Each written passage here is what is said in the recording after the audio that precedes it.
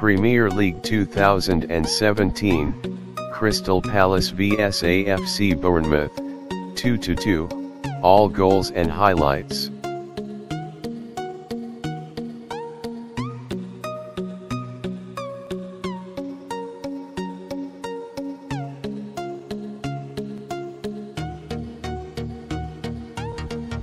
Christian Benteke went against manager Roy Hodgson's orders to take the injury time penalty he missed in Crystal Palace's 2-2 draw with Bournemouth.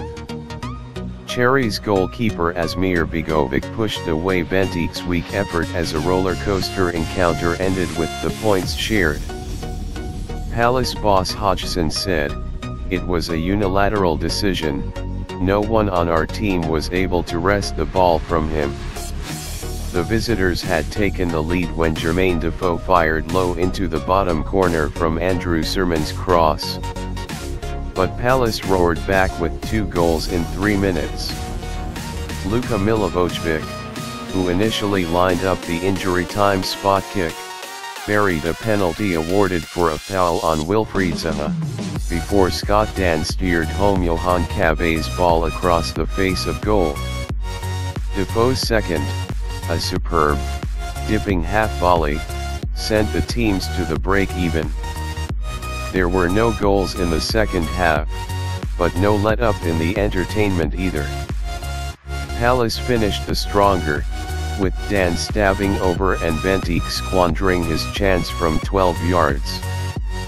But even as the final whistle blew, Bournemouth were appealing in vain for a penalty. The result, combined with Swansea's win, means Palace return to the bottom of the Premier League table. Plenty of effort, less execution.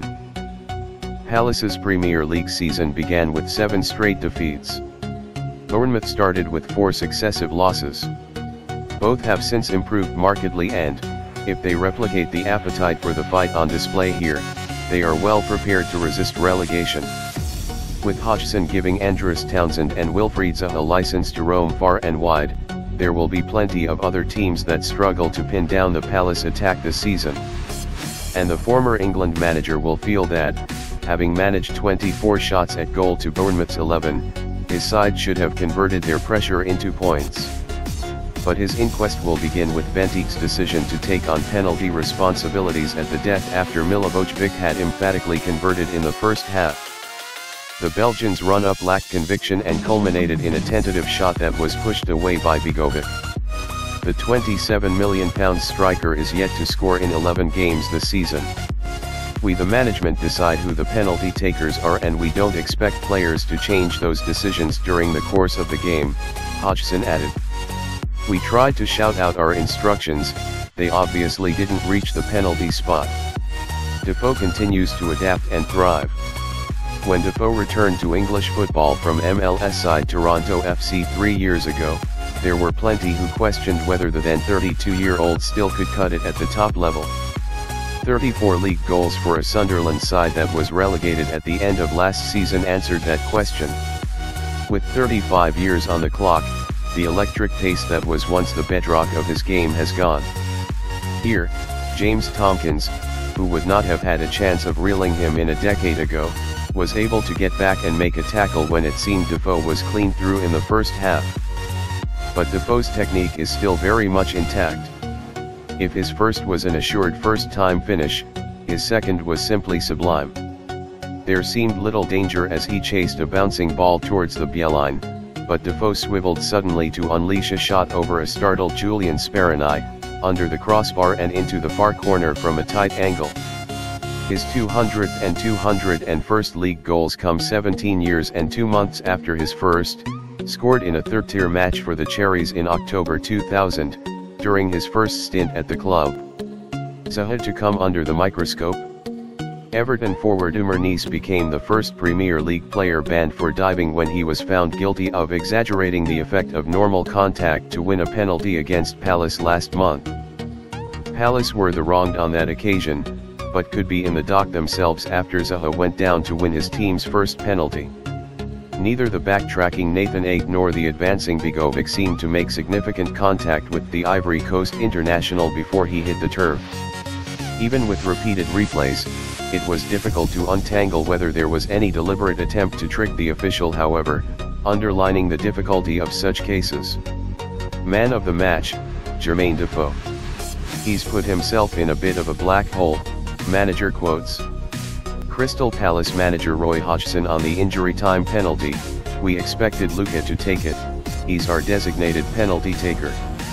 For some reason Christian persuaded him to let him take it, and then he missed it. I think Christian is stunned, shocked, and very disappointed.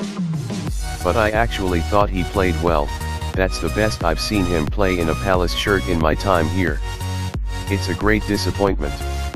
Rather than crown that performance, he's put himself in a bit of a black hole with Palace supporters because he's missed. Bournemouth manager Eddie Howe on Jermaine Defoe's goals. They were two really good finishes. They are totally different finishes as well. For the second, from that angle he's got no right to score, and that's his unique talent. Match stats, Bentik's 40% conversion rate. Bentik has missed 3 of his 5 penalties for Crystal Palace in the Premier League, including each of the past 2.